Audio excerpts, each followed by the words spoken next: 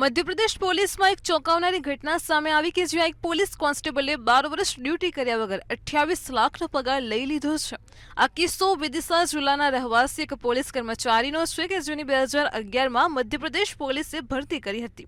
ભરતી પ્રક્રિયા પછી તેને ભોપાલ પોલીસ લાઇનમાં પોસ્ટિંગ આપવામાં આવ્યું હતું અને પછી તેને ટ્રેનિંગ સેન્ટરમાં મોકલવામાં આવ્યો હતો, પરંતુ તે ટ્રેનિંગ સ્થળ પર પહોંચવાની જગ્યાએ ચૂપચાપ પોતાના ઘરે વિદિશા આવી ગયો હતો। તેણે ન તો કોઈ અધિકારીને જાણ કરી અને ન તો રજા માટે અરજી કરી અને તેની સર્વિસ ફાઇલ સ્પીડ પોસ્ટ દ્વારા ભોપાલ મોકલી દીધી। ફાઇલ ત્યાં પહોંચી ગઈ અને કોઈ તપાસ કર્યા વગર તેનો સ્વીકાર પણ કરવામાં આવ્યો હતો। એ પછી ન તો ટ્રેનિંગ સેન્ટરે તેની ગેરહાજરીની સૂચના આપી અને ન તો ભોપાલ પોલીસ લાઇનમાં કોઈએ તેની ગેરહાજરીનું ધ્યાન દોર્યું। આ રીતે દર મહિને પગાર લેતો રહ્યો અને ક્યારેય કોઈ ડ્યુટી પર હાજર ન રહ્યો।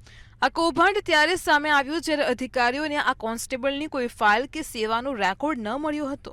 જ્યારે તેને બોલાવ્યો તો તેણે દાવો કર્યો કે હું માનસિક બીમારીની સમસ્યાથી પીડાઈ રહ્યો હતો અને તેના કારણે હું ડ્યુટી પર ન જઈ શક્યો। આ સાથે તે કેટલાક મેડિકલ દસ્તાવેજ પણ સાથે લાવ્યો હતો। નવાઈની વાત એ છે કે 12 વર્ષ સુધી કોઈ ઓફિસર આ છેતરપિંડીને પકડી ન શક્યો। તમારું શું કહેવું છે આના વિશે કોમેન્ટ કરીને જણાવો અને આવી જ માહિતી માટે જોતા રહો મંતવ્ય ન્યૂઝ।